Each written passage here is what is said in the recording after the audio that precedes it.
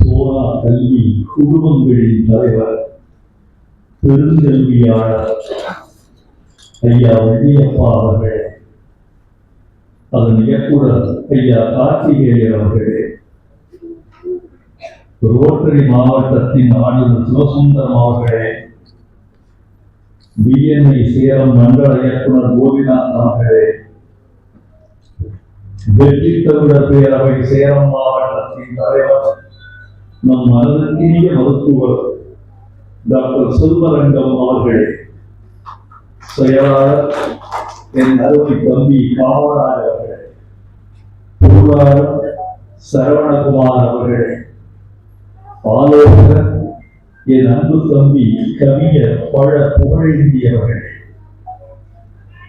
பெரியோர்களே, நண்பர்களே, தாய்மார்களே, பாசத்திற்குரிய பத்திரிகையாளர்களே, ஊடக உறவுகளே, கல்லூரி தோழர்களே, நிர்வாகிகளே, உங்கள் அனைவருக்கும் எனது அன்பான வணக்கத்தை தெரிவித்துக் கொள்கிறேன். இந்த விழாவுக்கு வந்து என் கருத்துக்களை மட்டும் தெரிவித்துவிட்டு போய்விடலாம், அது ரொம்ப எளிமையான செயல் என்று நினைத்திருந்தேன். ஐயா வள்ளியப்பா வந்தார். வந்து வைரமுத்து, அவ்வளவு எளிதாக நீ தப்பித்து விட்டு போய்விட முடியாது, உனக்கு சில கேள்விகள், அந்த கேள்விகளை மையப்படுத்தி நீ சில பதில்களை சொல்லிவிட்டு போக வேண்டும் என்று அந்த பெருங்கல்வியாளர் என்னை ஆட்சிப்படுத்தி இருக்கிறார் என்று சொல்ல வேண்டும். கட்டளையிட்டு இருக்கிறார் என்று சொல்ல மாட்டேன், சிக்கலுக்கு உண்டாக்கி இருக்கிறார் என்று சொல்ல மாட்டேன். ஆட்சிப்படுத்தி இருக்கிறார், வழிகாட்டி இருக்கிறார், இன்னும் கொஞ்சம் பேசு என்று ஆசையோடு உத்தரவிட்டு இருக்கிறார் என்று நான் கருதிக் கொள்ள வேண்டும். கடவுள் வாழ்த்து என்பதற்கு மாறாக அறிவு வணக்கம் என்று இருக்கிறாயே, பொருள் என்ன சொல்லிவிட்டு போ. அதிகாரத்தின் தலைப்புகளை மாற்றுவது என்பது வைரமுத்து தொடங்கி வைத்தது அல்ல ஐயா. அதிகாரங்களின் தலைப்புகளை மாற்றுவது என்பது உரையாசிரியர்கள் தங்கள் உரிமையாக கொண்டது. புதல்வரை பெறுதல் என்றுதான் மனக்குடவர் உரைக்கு தலைப்பு வைத்தார். வேறு பல உரையாசிரியர்களும் புதல்வரை பெறுதல் என்றுதான் தலைப்பு வைத்தார்கள். பின்னாடி வந்த உரையாசிரியர் பெருமக்கள் புதல்வர் என்பது நம்முடைய மொழி அல்ல என்று கருத்தில் கொண்டு அதை மக்கள் பேரு என்று அழகாக மாற்றினார்கள்.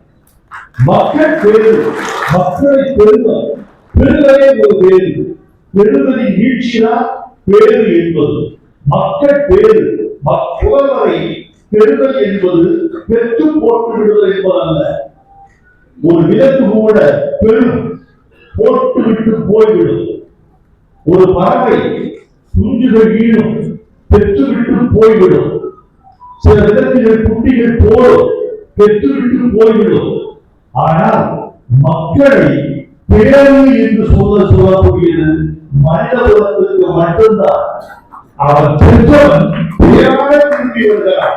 தன் குடும்பத்துக்கு ஒரு பேரு, வாழ்க்கைக்கு ஒரு பேரு, சமூகத்துக்கு ஒரு பேரு, அடுத்த தலைமுறைக்கு ஒரு பேரு என்று புலவரை பெறுவது என்பது மக்கள் பேரு என்று மாற்றி அமைந்தது என்பதுதான் அந்த தலைப்புக்கு பொருள்.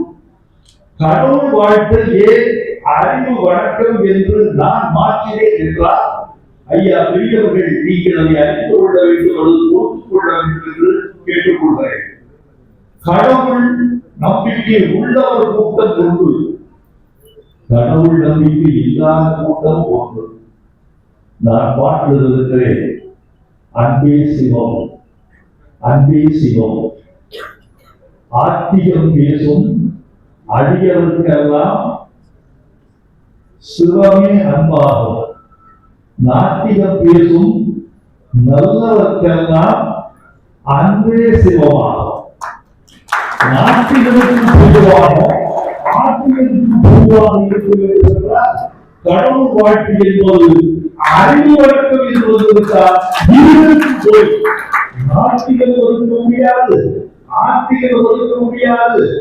எங்கள் முப்பாட்ட வாழையார் என்ற வீசை தாக்க அவன் சொல்லுகிறான், 1000 தெய்வங்கள் உண்டு தேடி அறையும் அறிவிகார் 10,000 தேரும் அறிவொன்றை தெய்வம் தான் தேடியோ என்று கேட்டிருக்கிறார். அறிவுதான் தெய்வம். கடவுள் வாழ்த்து வேறு, அறிவு வழக்கம் வேறு அல்ல. அறிவை கும்பிடுகிறவன் கடவுளை கும்பிடுகிறான், கடவுளை கும்பிடுகிறவன் அறிவை கும்பிடுகிறான். அறிவு இருவருக்கும் பொது. இந்த உலகம் அறிவால் தான் இயங்குகிறது. அறிவு இல்லை என்றால் இந்த ஒளிபெருக்கு இல்லை, இந்த அரங்கம் இல்லை, தலைக்கு மேலே இருந்து கொண்டிருக்கிற மின்விளக்குகள் இல்லை, இந்த நல்ல ஆடை இல்லை, நாகரிகம் இல்லை, வளர்ச்சி இல்லை. அறிவுதான் இந்த உலகத்தை முன்னிறுத்தி செல்லும் பெரும் கருவி. அந்த அறிவை நாத்திகனும் ஒப்புக்கொள்கிறான், ஆத்திகனும் ஒப்புக்கொள்கிறான். இது இருவருக்கும் பொதுவாக இருக்க வேண்டும் என்றுதான் அறிவு வணக்கம் என்று நான் கேட்டேன். ஐயா வள்ளியப்பா அவர்கள் அதை ஏற்றுக்கொண்டு எங்களுக்கு பெருமைவார்கள். அவர் கையெழுத்து வகுப்புகளை பார்த்தால் ஏற்றுக்கொண்டே பொறிந்து போ என்று சொல்வதுதான் இருக்கிறது. ஐயா அவர்கள் எங்களிட மூத்தவர் இந்த கல்வி நிறுவனத்தை இங்கு கட்டி எழுப்பி இத்தனை பெரிய ஒரு கல்வி தொண்டு செய்து கொண்டிருக்கிற பெருமகனை போற்ற வேண்டும்.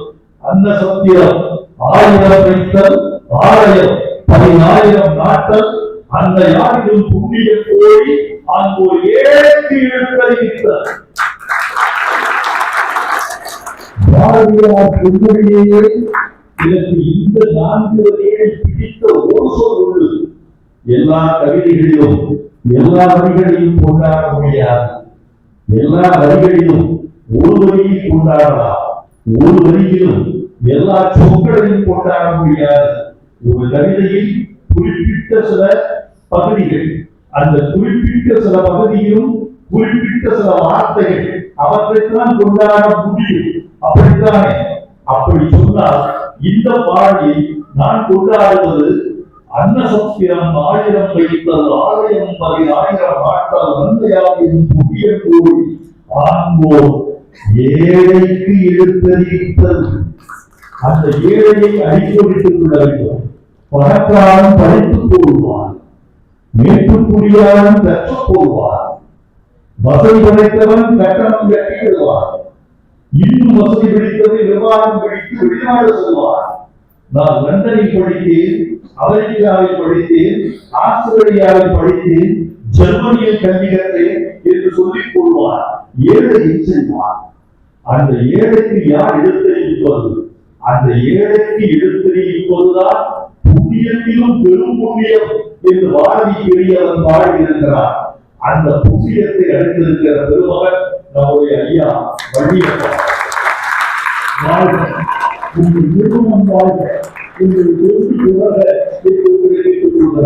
நண்பர்களே, இந்த மேடையில் எவ்வளவு நேரம் நான் பேசலாம் என்று கருதி கொண்டு வந்திருந்தால் 15 முதல் 20 நிமிடங்கள் பேசலாம் என்ற கருத்தோடு வந்தேன். உங்கள் கண்களை பார்க்கிற போது, மேடையில் அமர்ந்திருக்கிற பெருமக்களை பார்க்கிற போது, உங்கள் கரவொலியை கேட்கிற போது எனக்கு ஒரு மயக்கம் வருகிறது, எனக்கு ஒரு போதை வருகிறது. இவ்வளவு அழகான சபை ஒரு பேச்சாளருக்கு கிடைக்குமா? இவ்வளவு ஆழ்ந்த பெருமக்களின் மன்றம் ஒரு கவிஞருக்கு கிட்டுமா?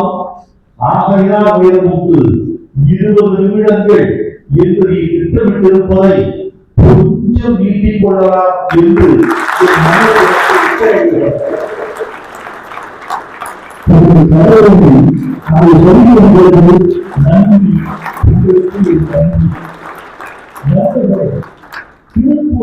என்பதை இந்த தமிழ் மக்களுக்கு, இளைஞர்களுக்கு, புதிய தலைமுறைக்கு கொண்டு சேர்க்க வேண்டும் என்பதை என் வாழ்வில் கடமைகள் ஒன்றாக நான் கருதி வாழ்ந்து வருகிறேன். நண்பர்களே, இந்த நாட்டில் எல்லாம் இருக்கிறது. இலக்கிய வளம் இருக்கிறது, நதி வளர்ந்திருக்கிறது, கல்வி வளர்ந்திருக்கிறது, பொருளாதாரம் மெல்ல மெல்ல மேம்பட்டு வருகிறது. இந்த நேரத்தில் மறக்க கூடாதவர்களை தமிழர் மறந்து கொண்டிருக்கிறார். பொருள் என்பது மறக்கும் கருவி அல்ல.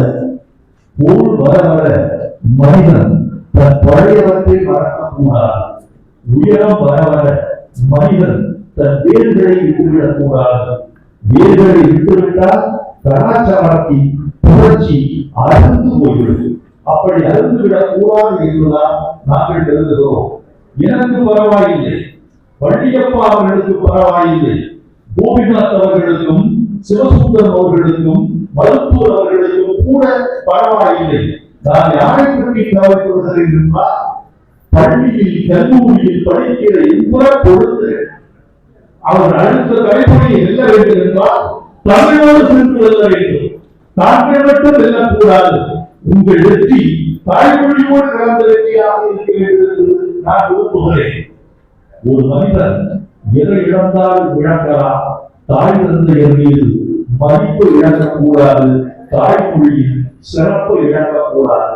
தாய் தந்தை தாய்மொழி என்ற விடுதியங்களை விட்டுவிட்டு எங்கள் தலைமுறை இன்னொரு தலைமுறைக்கு போய்விடக் கூடாது என்று நாங்கள் வருந்துகிறோம், அக்கறை கொள்கிறோம், ஆசைப்படுகிறோம். உங்களுக்கு ஊட்ட வேண்டும் என்று தமிழை தூக்கிக் கொண்டு திருவார் அடைகிறோம்.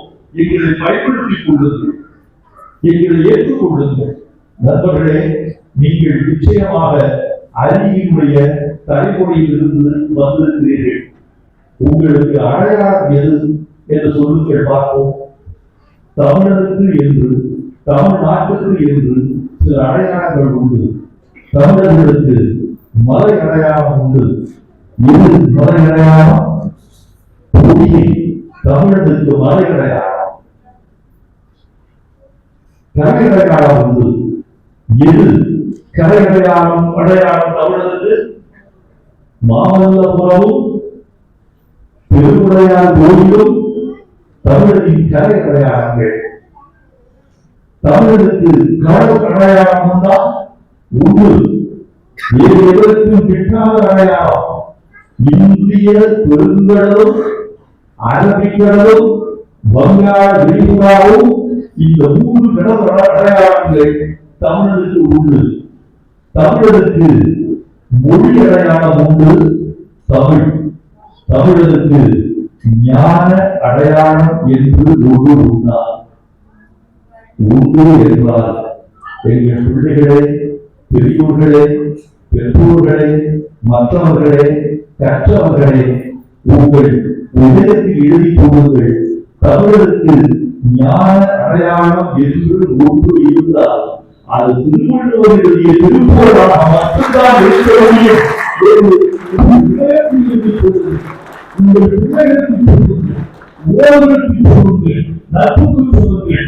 அதோ கைதட்டி கொண்டிருக்கிற என்னுடைய மகள் வயதில் இருக்கக்கூடிய ஒரு பெண்ணை பார்க்கிறேன். அவள் கைதட்டி ஓடவில்லை, கைதட்டி கொண்டு இருக்கிறார்.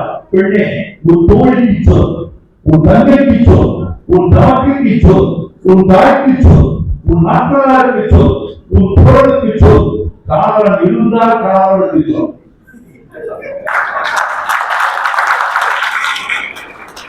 அந்த பெண்ணும் சேர்ந்து நேரிடுவதோ எனக்கு சந்தேகமாகத்தான் இருக்கிறது. இவர்களுக்கெல்லாம் சொல்லுங்கள், தமிழர்களின் ஞான அடையாளம் திருக்குறள் சொல்லுங்கள். தமிழர் ஒன்று முட்டாளில்லை. தமிழர் தூய்மையான புத்திக்கு சொல்றாங்க. சொன்னா தமிழர் ஏன் மக்களாக இருக்கிறாங்க ஒருவன் கேட்டான். பெரியார் சொன்னா முடியாது, தமிழர் மக்களாக இருக்க முடியாது. எப்படி சொல்றீங்க? தமிழர் வெப்ப நாட்டிலே பிறந்தார். தமிழ்நாடு ஒரு வெப்ப நாடு. வெப்ப நாட்டிலே பிறந்த எதுவும் பூர்வீகர்களாக இருந்தார் பெரியார். எப்படி சொல்றீங்க? மலை நாட்டிலே ஒரு பூ பூக்கிறது, வெயில் நாட்டிலே ஒரு பூ பூக்கிறது. மலை நாட்டிலே பூக்கிற பூவுக்கு வாசனை கிடையாது. வெப்ப நாட்டிலே பூக்கிற மல்லிகைக்கு வாசனை அதிகம். மலைநாட்டிலே ஓடுகிற நதிக்கு ஆக்சிஜன் குறைவு, சுவை கிடையாது. வெப்ப நாட்டிலே ஓடுகிற நதிக்கு ஆக்சிஜன் அதிகம், சுவை அதிகம். மலையிலே பறக்கிற பாம்புக்கு விஷம் கிடையாது. வெப்பநாட்டில் ஓடுகிற நல்ல பாம்புக்கும் கட்டுவியலுக்கும் கண்ணாடிகளுக்கும் விஷம் அதிகம். இப்போது வெப்பநாட்டிலே பூக்கிற பூ வாசனை இருக்கிற போது, வெப்பநாட்டிலே ஓடுகிற நதி சுவையுள்ளதாக இருக்கிற போது, வெப்பநாட்டிலே ஓடுகிற பாம்பு வீரியம் உள்ளதாக விஷம் உள்ளதாக இருக்கிற போது, வெப்பநாட்டிலே பிறந்த தமிழா வீரத்தில் வந்தாக இருக்க முடியும் என்று கேட்டார். இந்த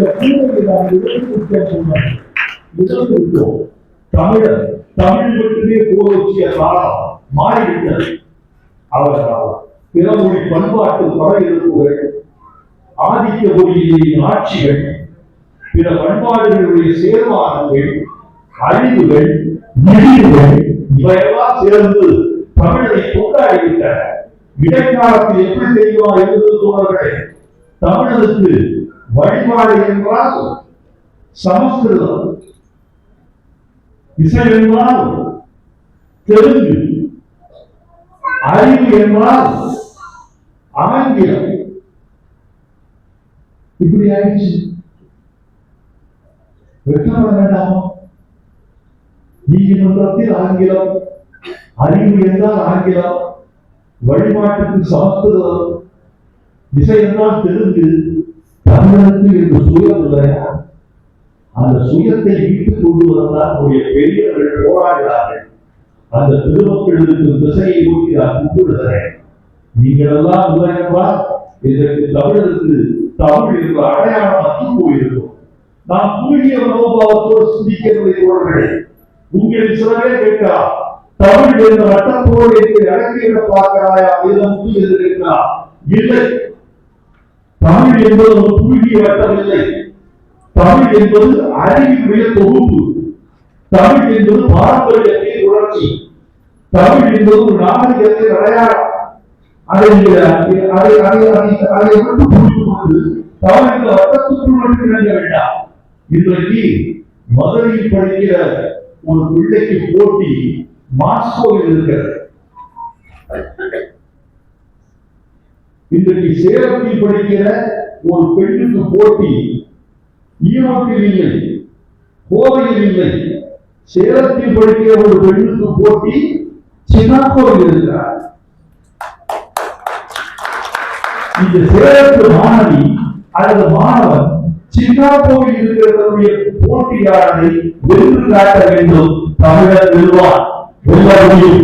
இந்த உலகத்தில் இருக்கக்கூடிய எல்லா நிறுவனங்களுக்கும் CEO என்று சொல்லக்கூடிய தலைமை செயல் அதிகாரிகள் பெரும்பாலும் இந்தியர்கள், குறிப்பாக தமிழர்கள்.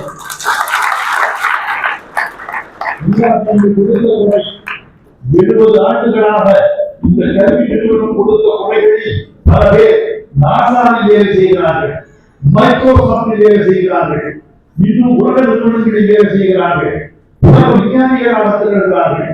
நிர்வாகிகளாக திகழ்ந்தது போதும் தமிழா, இங்கே நீ விஞ்ஞானியாக திகழ வேண்டும், கண்டுபிடிப்பாளராக திகழ வேண்டும்.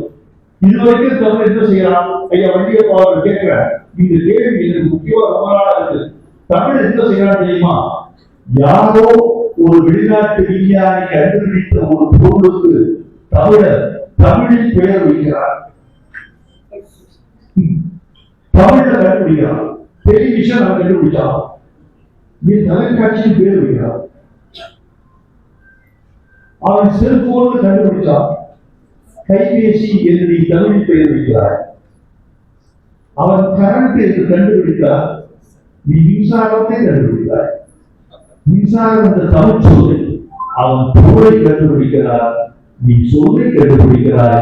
தமிழா, சொல்லை விட்டு பொருளை கண்டுபிடி. அதற்கு விருப்பத்தை அறிவு வந்திருக்கிற பெருமக்கள், ஊடக உறவுகளே, உங்களுக்கெல்லாம் ஒரு வார்த்தை. வைரமுத்து என்ன பேசினார்?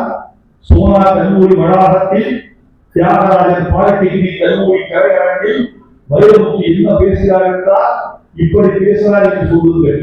தமிழா, இதுவரைக்கும் வெளிநாட்டு பொருள்களுக்கு சொல்லைத்தான் கண்டுபிடித்துக் கொண்டிருந்தார். சொல்லின் கண்டுபிடிப்பாளராக இருந்தது போதும் தமிழா, இனி பொருளின் கண்டுபிடிப்பாளராக மாறு என்று வைரமுத்து சொன்னார் என்று செய்தி பரப்புங்கள். எங்கள் தமிழ் போரம் விடுதி கிடையாது. அறிவு என்பது என்ன? தவறான அறிவு. எனக்கு தெரியும், எல்லாம் தெரியும். எது தெரியும்? கிரகங்களில் பெரியது வியாழன், சரி. கிரகங்களில் சிறியது புதன், சரி. அறிவாளியா கேட்கிறான். நீ சொன்னது உண்மைதான். கிரகங்களில் பெரியது வியாழன் தான், கிரகங்களில் சிறியது புதன் தான். இதை சொன்னா நீ அறிவாளியா? இது அறிவா? இது ஒரு தகவல். தகவல் அறிவாகுமா? உங்களுக்கும் எனக்கும் சிறப்பு ரத்தம், வெட்டு பிடிக்கு வெள்ளை ரத்தம். இது தகவல் அறிவாகுமா? ஆனால் இது ஒரு தகவல். இங்கதான் வள்ளுவர் எப்படி மேம்படுகிறார் என்று உங்களுக்கு சொல்ல விரும்புகிறேன். நண்பர்களே, AK-47 என்றால் என்ன அர்த்தம்? A for automatic, K for Kalashnikov. அதை கண்டுபிடித்தது பெயர். 47 கண்டுபிடித்த ஆண்டு. இது ஒரு தகவல். இதை சொல்வதனா நான் அறிவாளியா? தகவல் தெரிந்தவர். கண்ணாடி என்பது திடப்பொருளா திரவ பொருளா? கண்ணாடி என்பது திடப்பொருள் அல்ல, திரவ பொருள் அல்ல. அது ஒரு நிறைத்த திரவம். இது ஒரு தகவல். இது அறிவாகுமா? மகாத்மா காந்தி சுட்டுக் கொல்லப்பட்ட போது அவருக்கு வயது 78. இது ஒரு தகவல். அறிவாகுமா? இதெல்லாம் அறிவாகாது. வள்ளுவர் சொல்றார், எது அறிவு? வள்ளுவரை நீங்கள் கும்பிட்டு, அவர் அறிவை கும்பிட்டு நீங்கள் அவரோடு ஆட்பட வேண்டும் என்பதற்கு இப்போது நான் சொல்ல போற கருத்தை எடுத்துக் கொள்ளுங்கள். இதெல்லாம் அறிவு இல்லப்பா. அறிவு என்பது என்னன்னு வள்ளுவர் சொல்றார். அறிவு பயன்பாடு இருக்கணும். அந்த பயன்பாடு என்ன பயன்பாடு தெரியுமா? அறிவு இருந்து என்ன பயன்? இன்னொருவன் வழியை, இன்னொருவன் துன்பத்தை நீ உன்னுடையதாக உணராதவரை அறிவு இருந்து என்ன பயன்? அறிவினால் ஆகுவது உண்டோ? பிரிவின் நோய் தன்நோய் போல் தோற்றாக்களை. இந்த ஒரு குரலுக்காக உலகத்தின் அத்தனை தத்துவ விஞ்ஞானிகளை விட எங்கள் தமிழ் அறிஞர் வள்ளுவர்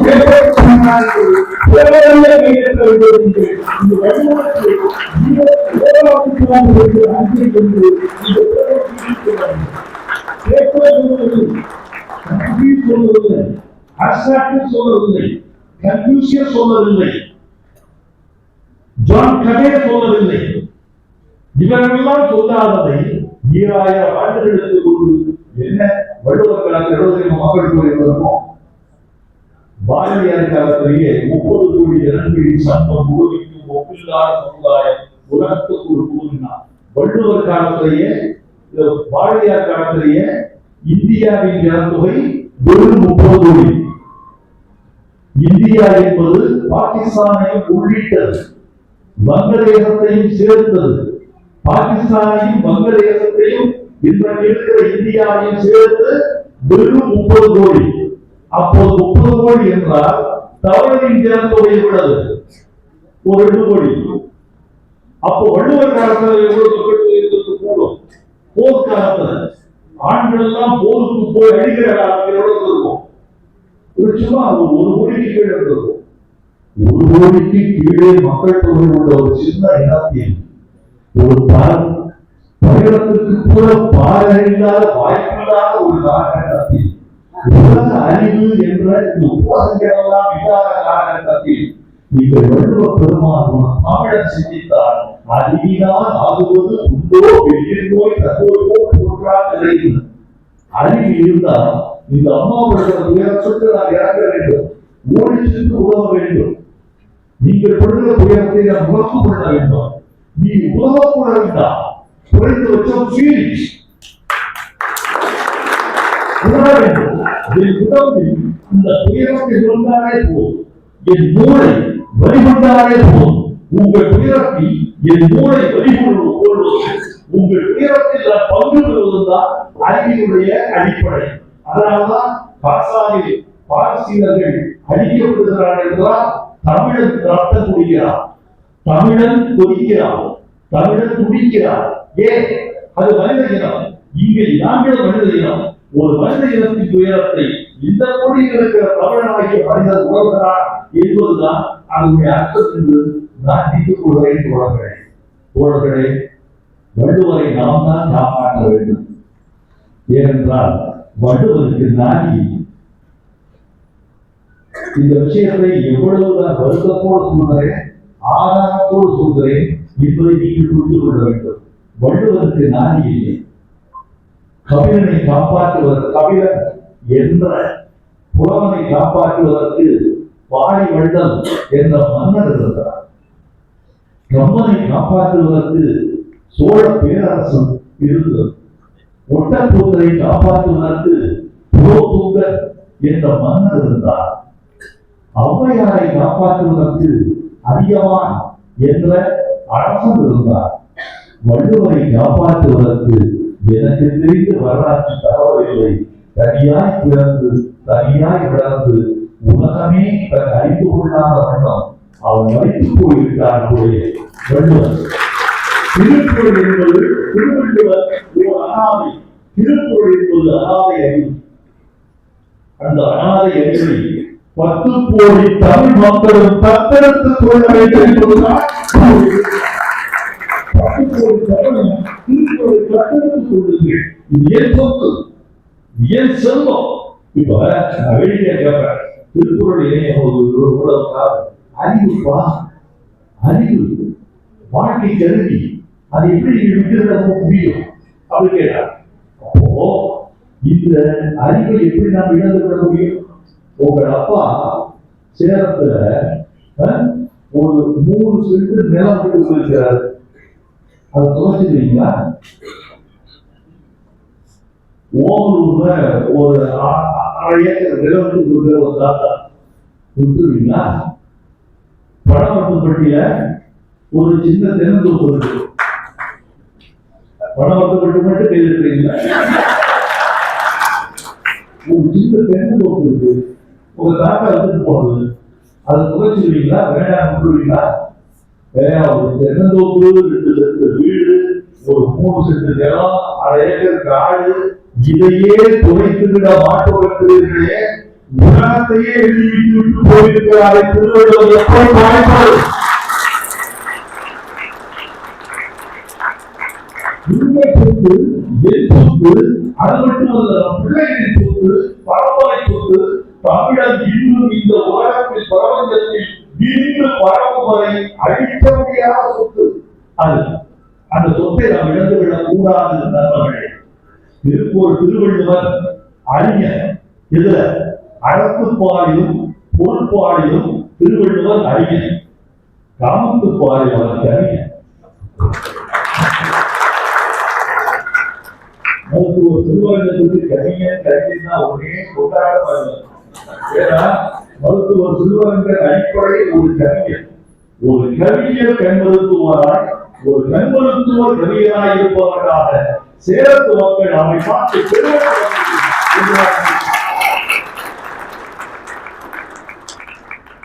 செல்வரங்கம் நான் தேர்ந்தெடுத்த ஒரு சூப்பர் தமிழர்.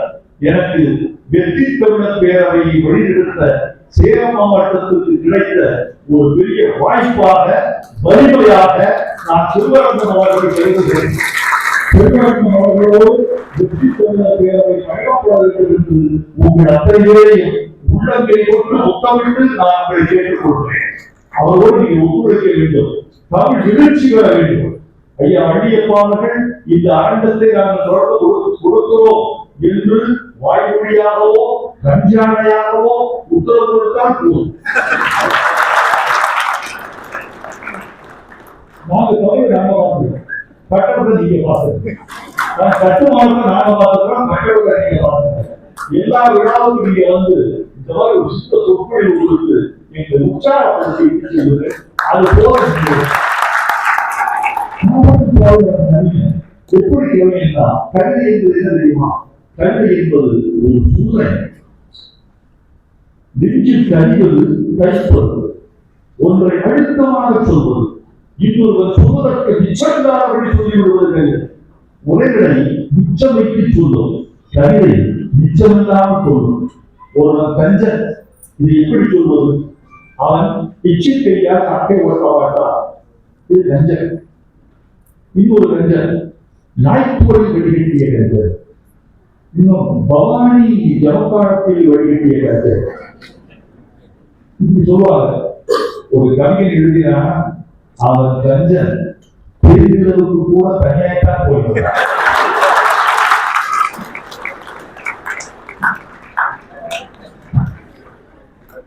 ரெண்டு டிக்கெட்டுக்கு செலவு வேணாம் நினைச்சு ஒரு டிக்கெட்டே பெருமிளவுக்கு போயிட்டு வந்தவரா என்று போனாரா. அவன் நாய்ப்போரில் வடிகட்டிய கஞ்சனை கூட்டி சாப்பிட்டு இப்படிதான் வள்ளுவர் சொல்றா, அவள் அழகி இடை சிறுத்தவள்.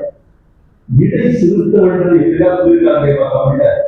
8 போல் இடையுடையான்னு சொன்னாங்க. 8 போடுங்க, அந்த 8 நடுவுல உள்ள ஒதுங்கி இடை சிறுத்தையா 8 போல் இடையுடையா. உன் இடை என்ன கடவுளா? ஆச்சரியமாக உன் இடை என்ன கடவுளா? ஒருவர் உண்டுங்கிறான், ஒருவர் இல்லை என்கிறார். வள்ளுவர் எல்லாரையும் சாப்பார். அந்த டாக்டர் அல்லவா, என் பாட்டர் அல்லவா, எங்களை போன்று 1000 மடங்கு அறிவாளி எல்லாம் அவன் சொல்கிறான். அவள் மெல்லிய இடை கொண்டவள் என்பதை ஒரு நாடகமாக சொல்கிறான். ஒரு டிராமா போறான். ஒரு நாடகம் அது போகிறாளே 18 வயது இளம் பெண், வாலிப வாடிப்பு விற்கவள், அழகி, சின்னஞ்சிறிய இடை கொண்டவள். அவள் இறந்து விட போகிறான். இடை சின்னது என்பதற்கு அவள் இறந்து விட போகிறான்னு நினைச்சு பார்க்க முடியாது. நான் கவிதையில் வந்தான் இப்படி யோசிச்சுதான். அவள் இறந்து விட போகிறாள். அவள் வீட்டில் சாவு வரை ஒழிக்க போகிறது. ஏங்க என்ன விஷயம்? அவள் அஞ்ச பூவை சூடிக்கொண்டால் இறந்து விட போகிறாள். அஞ்ச பூவை சூடினால் இறந்து விடுவார்களா? அஞ்சப்பூ என்ன? நச்சுப்பூவா? மொக்க குழை மனிச்சம் மூன்றின்று மொக்க குழை இருக்கு. அப்படி மென்மையான பூவாயிற்று. பிறகு இல்லை மெல்லிய பூவ அனிச்சப்பூ. அனிச்சப்பூவை சூடிக்கொண்டாள். அனிச்சப்பூவை அப்படியே சூடியிருந்தால் அவள் இறந்திருக்க மாட்டாள். அனிச்சப்பூவை காப்பை கிள்ளாமல் சூடிக்கொண்டால் அந்த காப்பின் எடை தாங்காமல் இடை முறிந்துவிட போகிறது, இறந்துவிட போகிறார். அனிச்சப்பூ கால் கடையால் செய்தாள். அனிச்சப்பூவை கால் என்றால் காம்பு, கால் கடையாள். காம்பை கிள்ளாமல் பெய்தாள், சூடிக்கொண்டாள். ஒரு சொல்றது அனிச்சப்பூவை காப்பை கிள்ளாமல் சூடிக்கொண்டால் அந்த காப்பின் எடை தாங்காமல் இடை முறிந்துவிட போகிறது. அதனால் அவள் வீட்டிற்கு மங்களப்பறை கேட்க போவதில்லை, சாப்பறை கேட்க போகிறது. கண்ணூர் கண்ணினை நோக்குற்றி வாய்ப்புகள் என்ன பயணம் இல்லை. என்ன பொருள் தெரியுமா? இது எவ்வளவு உலகில் தெரியுமா? காதலர்கள் 2 பேர் பார்த்துக் கொள்வதாக. இந்த காதலர்கள் பார்த்துக் கொள்வது அவர்கள் பார்த்துக் கொள்வது மட்டும்தான். அவர்கள் மட்டும் பார்த்துக் கொள்வார்கள், யாரும் அவர்களை பார்க்க முடியாது. அவர்கள் பார்த்துக் கொள்வார்கள். 2 விண்கள் தொட்டுவிட்டு போகும், மேகங்கள் 2 முட்டிவிட்டு போகும். அந்த சபையில் 1000 பேர் இருக்கிற சபை எதிராக போல பொதுநோக்கு நோக்குல காணாமல் கண்ணியோட கடற்கரை. இது கண்ணோடு கண்ணீரை நோக்கி வாய்ச்சொற்கள் என்ன பயனல்ல. 2 கண்கள் பேசிக் கொண்ட பிறகு வாய்மொழி, உங்க தாய்மொழியோ வாய்மொழியோ பயன்படாது, தேவையில்லை. ஏன் தெரியுமா? இது ஒரு உலகியல் இருக்கு. கண் மருத்துவர்கள் சொல்லுவது இது ஒரு உலகியல் இருக்கு. என்ன உலகியல் தெரியுமா? வாய்ச்சொற்கள் தேவையில்லை, கண்கள் பேசிக் கொண்டது. ஏனென்றால் வாய்ச்சொற்கள் பொய் சொல்லும், கண்கள் பேசுகிற சொற்கள் ஒருவரும் பொய் சொல்லும்.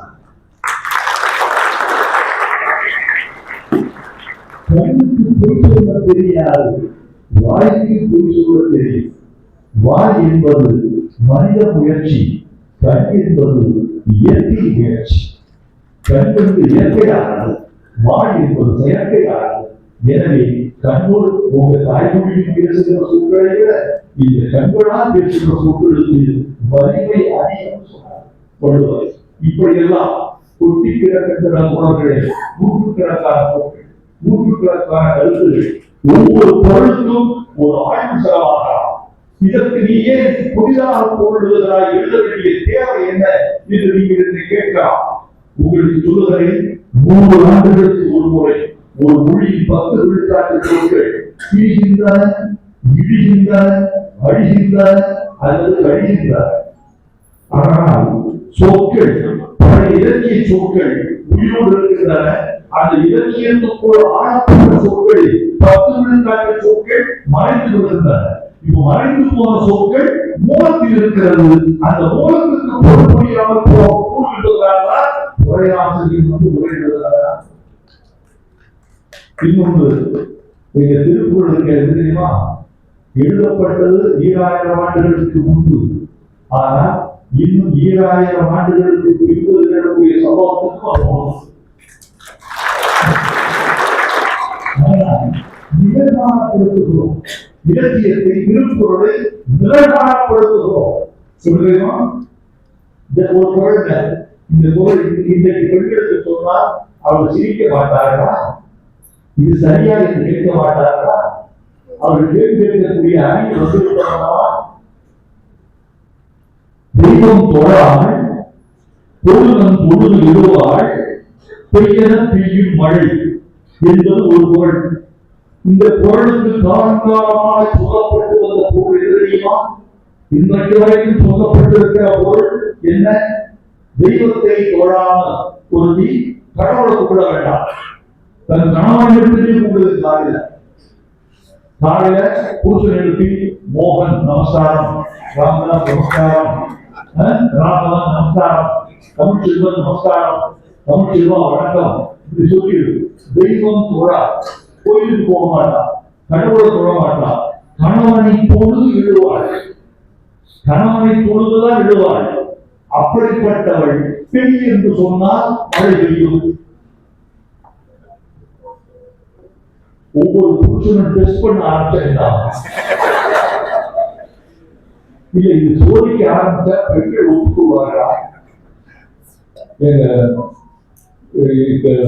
பிரேமா பிறந்து எங்க இந்த ஊர்ல மழை இல்லையா?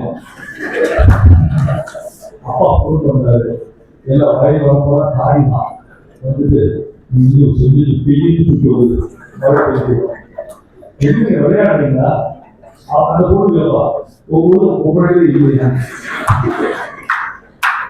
அவங்க அம்மாவை பெய்யும் சொல்றது இல்லை, உங்க அக்கா கடைசி பெய்யும் சொல்றது இல்லை.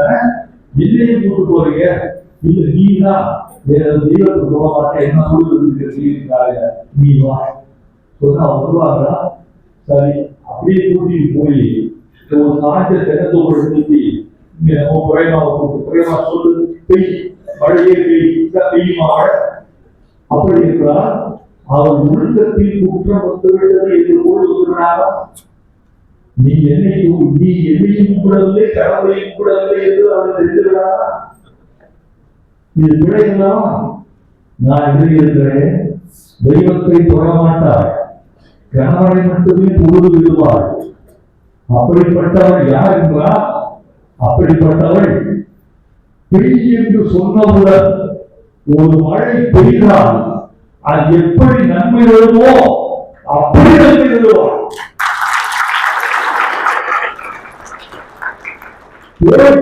போது பெய்கிற மழைக்கு எதிரானவள் எங்கள் இப்படி சொல்லி உண்மையை சொல்லியிருக்கிறது. எங்கள் பெண்களை படிக்க முடியுமா? அவர்கள் சொல்லி மழை பெய்யவில்லை என்றால் அவர் ஒழுக்கத்தில் குற்றமா போயா? இல்லையே, இப்படி எழுதியிருக்கிறேன். ஆகவே தோழர்களே, இதை வாங்கி படியுங்கள் என்று சொல்வதை விட படித்து காட்டுங்கள். ஒரு வீட்டில் பெரியவர்கள் இருப்பார்கள், ஒரு இளம் பெண்ணுக்கும் ஒரு இளைய மகளுக்கும் தமிழ் மகனுக்கும் நான் சொல்வதை தருந்தால் பெற்றோர்களை மாற்றிக் கொள்ளுங்கள். உங்கள் பெற்றோர்களை மாற்றிக் கொள்ளுங்கள் ஒரு பக்கம், இன்னொரு பக்கம் உங்கள் பிள்ளைகளை மாற்றிக் கொள்ளுங்கள். இந்த திருக்குறள் வரை, வள்ளுவர் வரை, வைரவன் வரை படித்திருக்கார்கள். வெல்வீர்கள், வெல்ல வேண்டும். தமிழ் சமுதாயம் வாழ்க, தமிழ் பெருமக்கள் வாழ்க, வள்ளுவர் வாழ்க, வள்ளுவம் வாழ்க என்று விடைபெறுகிறேன். நன்றி, வணக்கம்.